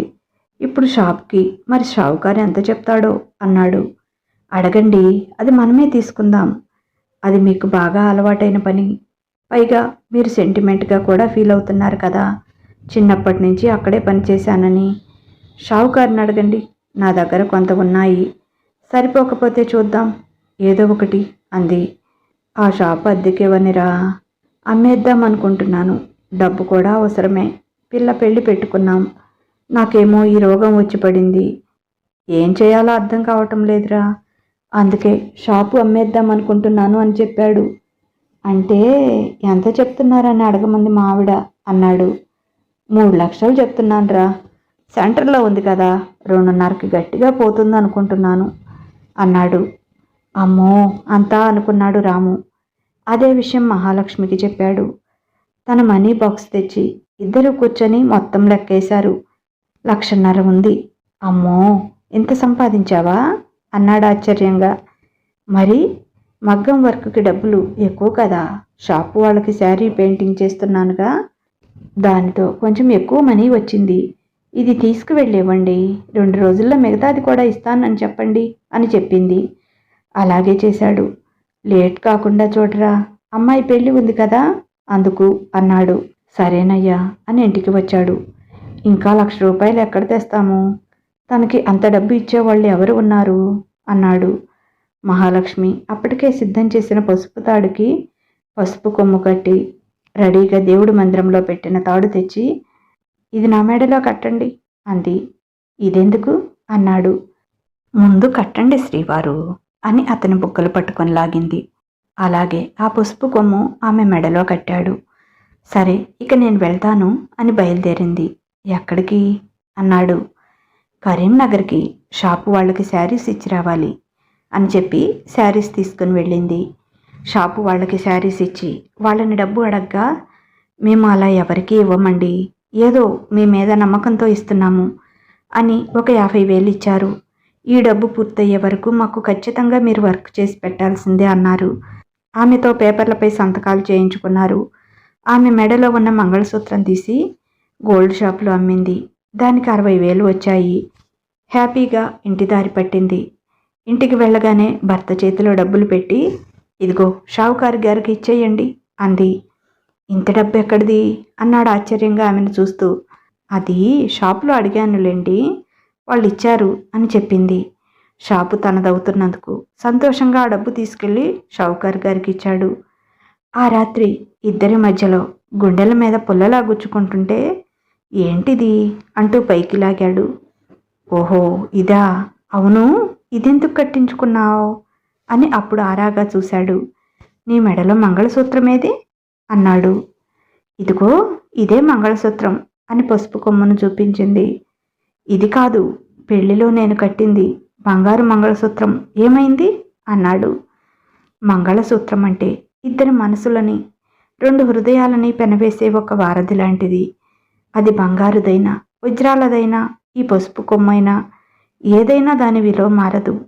నా మనసులో నీ స్థానము మారదు. అయినప్పుడు దీని గురించి ఇంత చర్చ అవసరమా అంది. అమ్మేశావా అన్నాడు ఆమె కళ్ళలోకి చూస్తూ. అవును, కేవలం ఒక బంగారు రేఖది. కేవలం అది మాత్రమే మన మనసుల్ని కలిపి ఉంచుతుందా? నా మొగుడే నాకు బంగారం. నన్ను పసిబిడ్డలా చూసుకుంటాడు, ఓ అమ్మలా లాలిస్తాడు, నాన్నలా ధైర్యం చెప్తాడు, స్నేహితుడిలా తోడుంటాడు. మీకంటే నాకేది ఎక్కువ కాదు. మీకంత బాధగా ఉంటే రేపు బాగా సంపాదించాక బంగారు గొలుసుతో సహా సూత్రం కొని నా మెడలో వేయండి, కాదంటానా అంది నవ్వుతూ. అది కాదు, నువ్వలా చేయటం నాకు నచ్చలేదు. మంగళసూత్రం అలా ఎలా అంటున్న అతని పెదవులని తన పెదవులతో మూసేసింది. అతని నోటిని మూయాలంటే ఆమెకు అంతకంటే మార్గం దొరకలేదు. ఇక ఆమె మాయలో పడిపోయాడు. షాప్ బాగా రన్ అవుతోంది. షావుకారు గారు కేవలం గ్రోసరీస్ వరకే తెచ్చేవాడు. రాము ఫ్యాన్సీ ఐటమ్స్, ఎలక్ట్రానిక్ సామాన్లు కూడా తెస్తున్నాడు. ఆ షాప్లో దొరకని వస్తువు ఉండదు అన్నట్లుగా చేశాడు. సంవత్సరంలోనే చాలా లాభాలు ఆర్జించాడు. షాప్కు పెట్టిన 2.5 లక్ష కాక ఇంకా 4 లక్షల పైనే సంపాదించాడు.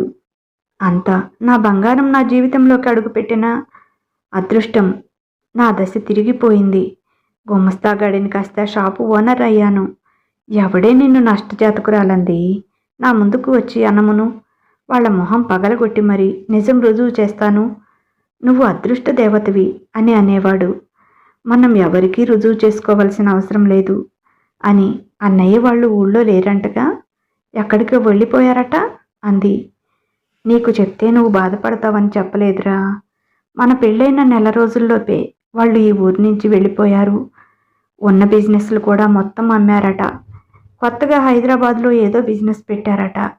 అందుకే పూర్తిగా మకాం అక్కడికే మార్చేశారు. షావుకారు గారు చెప్తుంటే విన్నాను. ఈ మహాలక్ష్మిని ఇంత బాధ పెట్టి ఆ ఇంట్లో నుంచి తరిమేశారు. ఇంకా వాళ్ళని ఆ ఇల్లు ఉండనిస్తుందా అని. నీ బాధ వాళ్ళకి ఎక్కడ శాపమై చుట్టుకుంటుందో అని నాకు నిజంగా భయమేస్తుందిరా.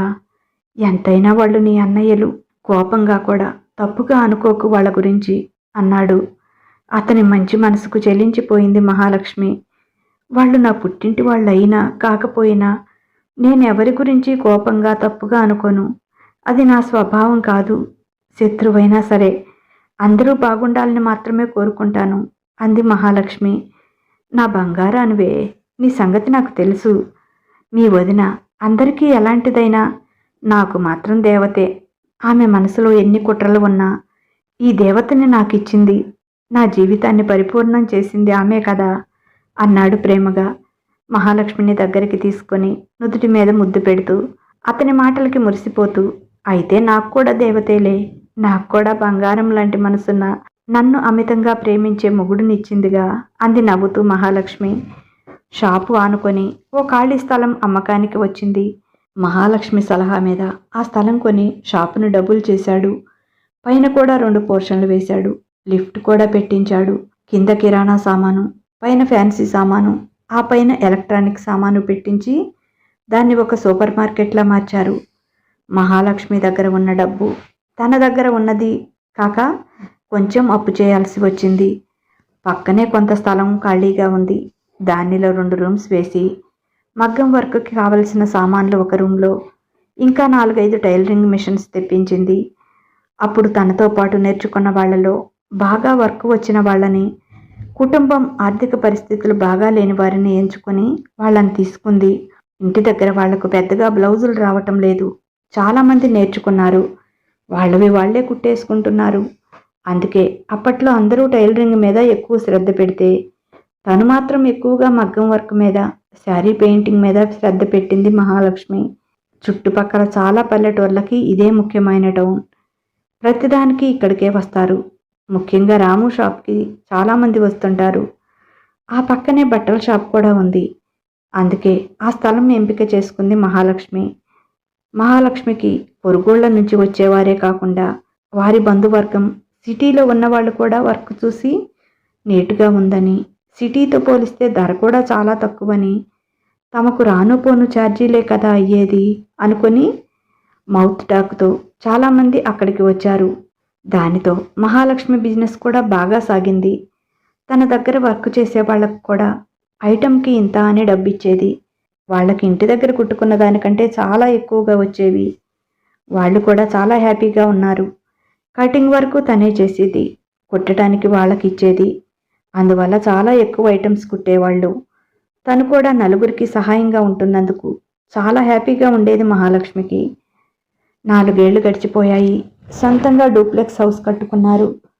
అన్ని సంతోషాలకి తోడుగా ఎన్నాళ్ళుగానో ఎదురు చూస్తున్నారు రాము మహాలక్ష్మిలు. తమకి ఇంకా ఎందుకు పిల్లలు పుట్టడం లేదా అని. ఇప్పటికే చాలా లేట్ అయింది. డాక్టర్ దగ్గరికి వెళ్దామనుకున్నారు. ఆ అవసరం లేకుండానే మహాలక్ష్మి వాంతులు చేసుకుంది. అవ్వనాడి పట్టుకుని కళ్ళు చూసి, ఇన్నాళ్ళకి నాకు మునిమనవన్నే ఇవ్వబోతున్నావే మనవరాలా అని బొగ్గలు చిదిమింది. రాముకైతే కాళ్ళు భూమి మీద ఆనటం లేదు. తన రక్తం పంచుకొని పుడుతున్న తమ ప్రేమ ఫలం మహాలక్ష్మి కడుపులో పెరుగుతుందని తెలిసి అతని ఆనందానికి పట్టపగ్గాలు లేవు. తన భార్య, తన బిడ్డ, తన కుటుంబం, ఆ మాట అనుకుంటుంటేనే అతనికి ఊపిరి ఆడటం లేదు. తనకు కొద్దిగా ఊహ తెలిసిన దగ్గర నుంచి కొన్ని రోజులు మాత్రమే అమ్మ ఉంది. ఆమె జ్ఞాపకాలు కూడా అతి కొద్దిగా మాత్రమే ఉన్నాయి. ఆ తర్వాత చాలా సంవత్సరాలకి తన జీవితంలోకి మహాలక్ష్మి దేవతలా వచ్చింది. ఇప్పుడు తనకు బిడ్డనివ్వబోతుంది. అతనికి గాలిలో తేలుతున్నట్లుగా ఉంది. సంతోషంతో మహా అని దగ్గరికి తీసుకొని ఆమె మొహమంతా ముద్దులతో నింపాడు. ఆమె పవిట తొలగించి పొట్ట మీద ముద్దు పెట్టుకుంటూ, కన్నా, అమ్మా నాన్న ఒంటరిగా ఉంటున్నారని మాకు తోడు కోసం వస్తున్నావా? త్వరగా రారా, నిన్నెప్పుడు చూస్తానో అని మనసు నిలవటం లేదు అని కన్నీళ్లు పెట్టుకున్నాడు. ఏంటి ఈ సమయంలో అంది. ఆమె కూడా తెలియకుండానే కన్నీళ్లు వస్తున్నాయి. ఇవి ఆనంద బాష్పాలురా, కన్నీళ్లు కాదు. సంతోషం ఎక్కువైపోయింది. ఏదో చేయాలని ఉంది, కానీ ఏం చేయాలో అర్థం కావటం లేదు. అంతా గజిబిజిగా ఉంది అని నవ్వాడు. అతనిలో అంత సంతోషం ఎప్పుడూ చూడలేదు మహా. మిఠాయి బండి వాడికి ఆర్డర్ ఇచ్చి అందరికీ స్వీట్స్ పంచిపెట్టాడు. 9 నెలలకు మహాలక్ష్మి ట్విన్స్కి జన్మనిచ్చింది. ఒక పాప, ఒక బాబు. పాపని చూడగానే అచ్చు మా అమ్మలా ఉంది కదూ అన్నాడు. రోజు ఫోటోలో చూస్తున్న మహాలక్ష్మికి కూడా అలాగే అనిపించింది. అవును, వీడు మాత్రం అచ్చంగా మా నాన్నలా ఉన్నాడు. ఇది చూడండి, నాన్నకి కూడా ఇక్కడే పుట్టుమచ్చ ఉండేది అంది బాబు భుజానికి కొంచెం దిగువన ఉన్న పుట్టుమచ్చను చూపిస్తూ. అవును, నేను లింగం గౌడ్ సాబ్ని చాలాసార్లు చూశాను. వీడంతా మీ నాన్న పోలికలే. మనల్ని వదిలిపెట్టి ఉండలేక వీళ్ళు మళ్ళీ వచ్చేశారు అని సంతోషపడ్డారిద్దరు. బాబుకి పాపకి బారసాల కార్యక్రమం చాలా ఘనంగా జరిపించాలి అనుకున్నారు. తమ కుటుంబంలో జరుగుతున్న మొదటి ఘనమైన వేడుక. ఊరందరినీ పిలిచారు. మహాలక్ష్మికి తెలియకుండా వాళ్ళ అన్నయ్యల్ని కూడా పిలిచాడు. వాళ్ళు కూడా వస్తే మహా చాలా సంతోషిస్తుంది. ఎంతైనా రక్త సంబంధం, తోడబుట్టిన వాళ్ళు కదా అనుకున్నాడు. అందరూ వచ్చారు. బారసాల వేడుక ఘనంగా జరిగింది. లింగేష్ అని బాబుకి, పద్మశ్రీ అని పాపకి రాము తల్లి పేరు పెట్టుకున్నారు. తల్లిదండ్రులతో చెప్పించి బ్రాహ్మణుడు మేనమామ ఉంటే పిల్లలకి పేర్లు చెవిలో చెప్పించమన్నాడు. బయటికి చూస్తున్నాడు రాము. వాళ్ళు వస్తారా రారా అని. లేరండి అని చెప్పబోయింది మహాలక్ష్మి. అంతలో దూరంగా మహాలక్ష్మి అన్నయ్యలను చూసి మహాలక్ష్మి భుజం మీద చేయి వేసి అటు చూపించాడు. అన్నయ్యల్ని చూడగానే మహాలక్ష్మికి కళ్ళల్లో నీళ్లు తిరిగాయి. వాళ్ళ అవతారాలు పూర్తిగా మారిపోయాయి. ఒకప్పుడు మహారాజుల్లా ఉండేవాళ్ళు, ఇప్పుడు సాదాసీదాగా ఉన్నారు. వాళ్ళ వెనుక సంగీత, మిగిలిన వదిలిన కూడా వచ్చారు. అయోమయంగా కన్నీళ్లతో వాళ్ల వంక చూస్తూ ఉంది మహాలక్ష్మి. ఆమె భుజం చుట్టూ చెయ్యి వేసి చిన్నగా నొక్కాడు రాము. అతని కళ్ళల్లోకి చూసింది. ఎలా వచ్చారు అన్నట్లు. నేనే పిలిచాను అన్నట్లు కళ్ళతోనే సైగ చేశాడు. చాలా సంవత్సరాల తర్వాత చెల్లెల్ని చూస్తుంటే వాళ్ళకి వాళ్ళ అమ్మనే చూసినట్లుగా ఉంది. పచ్చి బాలింత, కొద్దిగా ఒళ్ళు చేసింది. ఖరీదైన పట్టు చీరతో, ఒంటి నిండా నగలతో, తల నిండా పూలతో అచ్చు మహాలక్ష్మిలాగా ఉంది. తాము ఎంత అమూల్యమైన నిధిని పోగొట్టుకున్నామో వాళ్ళకి అప్పటికి అర్థమైంది. కన్నీళ్లతో చెల్లెల్ని అలాగే చూస్తూ నిలబడ్డారు వాళ్ళు కూడా. రండి సార్, ఇలా కూర్చోండి, పిల్లలకి చెవిలో పేర్లంట చెప్పండి అన్నాడు రాము. మా మీద ఇంకా కోపమా బావా అని చెల్లెలు పక్కన కూర్చొని, ఏమ్మా మహాలక్ష్మి, ఎలా ఉన్నావు బంగారు తల్లి? ఈ కళ్ళతో చూసి, ఈ చేతులతో తాకి ఎన్ని సంవత్సరాలైందో నిన్ను అని కన్నీళ్లు పెట్టుకుంటుంటే ఎంతైనా ఆడమనసు అన్నిటినీ మర్చిపోయింది. అన్నయ్య అంటూ అన్నయ్య చేతుల్లో వాలిపోయింది. ఏంటి, మహాలక్ష్మి లింగేష్ గౌడ్ కూతురా? ఆమె ఎప్పుడూ ఇంట్లోంచి బయటికి వచ్చేది కాదు. ఈమె రూపం కూడా ఎవరికీ తెలియదు. అన్నలతో పాటే సిటీకి వెళ్ళిపోయింది అనుకుంటున్నాం. రాము భార్య ఆమెనా? ఈ మహాలక్ష్మినా అని ఊళ్ళో వాళ్ళంతా ఆశ్చర్యపోతున్నారు. పిల్లలకు పేర్లు పెట్టే కార్యక్రమం ముగిసింది. ఆ తర్వాత ఊరందరి ముందే అన్నయ్యలు, మహాలక్ష్మి మా చెల్లెలు, మేమే అజ్ఞానంతో మా చెల్లెల్ని కావాలని రాముకిచ్చి పెళ్లి చేశాము. ఊళ్ళో ఎవరికి ఆ విషయం తెలియకూడదు అని ఆర్డర్ వేశాం. అందుకే రాము ఎవరికీ చెప్పలేదు అని రాము చేతులు పట్టుకొని మమ్మల్ని క్షమించు బావా అన్నారు. నేనెందుకు క్షమించడం? మీరు నాకేం చెడు చేయలేదు. మీరు నాకు ఇంకా మంచి చేశారు. మీ చెల్లెల్ని అడగండి, సంగీతక్కని నేను దేవతలా కొలుచుకుంటూ ఉంటాను అని మహాలక్ష్మి భుజం చుట్టూ చెయ్యేసి, ఈ దేవతని నా జీవితంలోకి పంపించినందుకు మీ వల్ల ఎంతో క్షోభపడింది, బాధపడింది, ఎంతో నష్టపోయింది మహా. మీ క్షమాపణలు తనకి చెప్పండి. ఎక్కడో రాజ్మహల్లో ఉండవలసిన రాకుమారి లాంటి ఈమెను నా గుడిసెకు పంపించారు. తనకేమీ బాధ లేదు, కానీ నేనే ఎక్కువగా బాధపడేవాడిని. మీరంతా ఇంత మూర్ఖులేంటి? ఇలాంటి అపరంజి బొమ్మని నాలాంటి వాడికి ఎలా కట్టబెట్టారు అని. కనీసం తనకు కావలసిన సదుపాయాలు ఏమీ నేను చేయలేకపోతున్నాను అని. ఇంకా తనే కష్టపడి నన్ను, నా సంసారాన్ని నిలబెట్టింది. ఈరోజు నేను ఈ స్థితిలో ఉన్నానంటే నా మహా అదృష్టం, నా మహాశ్రమ, ఆమె ప్రేమ అన్నీ కలిసి నన్ను ఇంత ఎత్తుకు ఎదిగేలా చేశాయి. కానీ పాపం తనే నా వల్ల ఎంతో నష్టపోయింది. ఎక్కడో ఆకాశంలో ఉండవలసిన దేవత ఇలా నా పక్కన ఉంది అన్నాడు అపురూపంగా మహామొహంలోకి చూస్తూ. నేనేమీ నష్టపోలేదండి. మీ అంత ప్రేమగా తల్లి, తండ్రి అన్నీ తానే అయి ప్రేమించే భర్త లోకంలో ఎంతమందికి దొరుకుతాడు? అంత అదృష్టం నాకు కలిగింది మీ వల్ల. ఇంకెప్పుడు ఇలా మాట్లాడకండి అంది. నిజంగానే నువ్వు మమ్మల్ని అందరినీ క్షమించాలి తల్లి. మేమంతా గుడ్డిగా ఈ దుర్మార్గురాలు చెప్పిన మాటలు విని అసలు నిజం మర్చిపోయి ఏవో అపోహలు పెంచుకున్నాం. నిన్ను బాధపెట్టి మా ఇంట్లో నుంచి తరిమేశాము. నీతో పాటే మా ఇంటి మహాలక్ష్మి కూడా వెళ్ళిపోయింది. నువ్వు లేని చోట ఆ లక్ష్మి కూడా నిలువనంది. నీతో పాటే నీ భర్త ఇంటికి వచ్చేసింది. నువ్వు క్షేమంగా నీ బిడ్డలతో భర్తతో సుఖంగా ఉండు తల్లి అన్నారు. సంగీత వచ్చి మహాలక్ష్మి చేతులు పట్టుకొని, ఇవి చేతులు కాదు కాళ్ళు అనుకో. నేను కాళ్ళు పట్టుకుంటే నీకే మంచిది కాదు. ఇంట్లో అందరూ నీకే ప్రయారిటీ ఇస్తున్నారని నీ మీద అకారణంగా ద్వేషం పెంచుకొని చిన్నపిల్లవే అని కూడా చూడకుండా నా ద్వేషానికి, నా పగకి నిన్ను గురి చేశాను. చివరికి నువ్వు నానా బాధలు పడి కష్టాల్లో కుంగిపోవాలని ఏమీ లేని, ఎవరూ లేని ఈ రాముకిచ్చి పెళ్లి చేశాను. కానీ అదృష్టవంతుల తలరాత ఎవరూ చెరపలేరు అనేది ఎంత సత్యమో నాకు ఈరోజే అర్థమవుతుంది. మీ అన్నయ్యలు అన్నట్లు నువ్వు ఆ ఇంట్లో ఉన్నన్నాళ్ళు ఆ ఇల్లు భోగభాగ్యాలతో తొలతూగింది.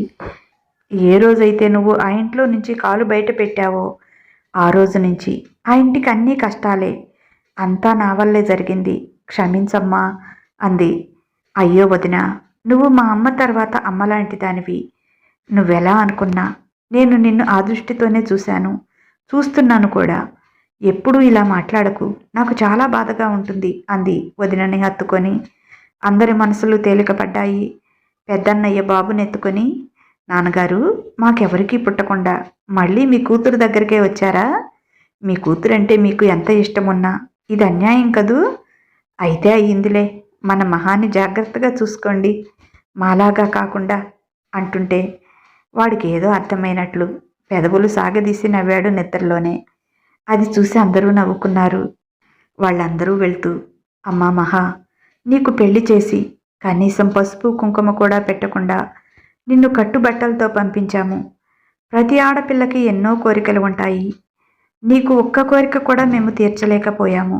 నువ్వు ఎంత బాధపడ్డావో. నీ కన్నీళ్లే మాకు శాపాలై తగిలాయమ్మా. మన ఇంటికి వచ్చి పసుపు కుంకుమ పెట్టించుకొని వెళ్ళు తల్లి అని ఆమె చేతులు పట్టుకొని చెప్పారు. సరే అన్నయ్య, అంతకంటే భాగ్యమ్మా. ఏ ఆడపిల్లైనా పుట్టింటి నుంచి కోరుకునేది భోగభాగ్యాలు కాదు, సిరి సంపదలు కాదు, చిటికడు పసుపు కుంకుమలు, తరగనంత ప్రేమ మాత్రమే. తప్పకుండా వస్తాను అంది. సరే బావుగారు, మహాని పిల్లల్ని తీసుకొని రండి అని చెప్పి వెళ్ళారు వాళ్ళు. అందరూ వెళ్ళాక మహా అడిగింది, ఎందుకు పిలిచారు వాళ్ళని అని. నీ కళ్ళలో సంతోషం చూడటానికి. తోడబుట్టిన వాళ్ళని చూడగానే నీ కళ్ళలో ఎంత సంతోషం వచ్చిందో తెలుసా? నన్ను, మన బిడ్డల్ని చూసినప్పుడు నీ కళ్ళల్లో కనబడిన సంతోషం వేరు. ఇలాంటి సంతోషం ఎప్పుడూ చూడలేదు. నువ్వు ఎంత బాగా ఉన్నా నీ కళ్ళలో ఏదో వెలితి కనిపిస్తూ ఉండేది. అదేంటో చిన్నగా నాకు సుబ్బమ్మవ్వ చెప్పటంతో అర్థమయ్యింది. ప్రతి ఆడపిల్లకి పుట్టింటి మీదకి మనసు పీకుతుందిరా. తన పుట్టింటి వాళ్ళు ఎవరో తెలుసుకొని అక్కడికి తీసుకువెళ్ళు. ఇక అప్పుడు దాని కళ్ళలో సంతోషం చూడు, జన్మలో మర్చిపోలేవు అంది. నిజంగానే ఈరోజు నీ కళ్ళలో ఆ సంతోషం చూశాను. దానికోసమే వాళ్ళని పిలిచాను. రారేమో అనుకున్నాను, కానీ అదృష్టం వచ్చారు. వెడదామా రేపు మీ ఇంటికి అన్నాడు. కానీ వాళ్ళు అలా అయిపోవటమే నాకు బాధగా ఉందండి అంది. అది వాళ్ళు చేతులారా చేసుకున్నారు. మహాలక్ష్మి లాంటి నిన్ను ఇంట్లోంచి బయటికి పంపించారు. బిజినెస్ అంతా సంగీత బంధువుల మీద వదిలిపెట్టి బిజినెస్ని సరిగ్గా చూసుకోకుండా విచ్చలవిడిగా తిరుగుతూ జలసాలు చేశారు. వాళ్ళకి అందిన కాడికి దోచుకొని మీ అన్నయ్యలకి శటకోపం పెట్టారు. అంతా అయిపోయాక కళ్ళు తెరిచారు ఈ మహానుభావులు. అయినా ఇప్పుడు ఈ అదృష్ట దేవత ఇంట్లో కాలు పెడుతుందిగా, మళ్ళీ వాళ్ళు చిన్నగా పాత స్థాయికి వస్తారులే, నాకు ఆ నమ్మకం ఉంది. ఒకసారి అనుభవం అయిందిగా, ఇక ఈసారి జాగ్రత్తగా చూసుకుంటారు అన్నాడు. అయితే మీరు అన్నయ్యల విషయాలన్నీ కనుక్కుంటూనే ఉన్నారా అంది. తెలిసిన వాళ్ళు ఎవరో ఒకరు చెబుతూనే ఉంటారు, కానీ వాళ్ళకి చెప్పే స్థాయిలో నేను లేను. నీకు చెప్తే నువ్వు బాధపడతావని నేను చెప్పలేదు. సారీ మహా అన్నాడు. ఊరుకోండి, సారీ ఏంటి, ఎందుకు? సరే రేపు వెళ్దామా? మీరు మనస్ఫూర్తిగా ఇష్టపడితేనే వెళ్దాం. ఒకవేళ వాళ్ళు మిమ్మల్ని ఇదివరకులా భావించి ఏదైనా అవమానించినట్లుగా చేస్తే నేను ఒక్క నిమిషం కూడా అక్కడ ఉండను. నాకు నా పుట్టిల్లు ఇష్టమే, ప్రధానం కూడా. కానీ మీకంటే ఏదీ ముఖ్యం కాదు. ఎవరైనా మీ తర్వాతే అంది.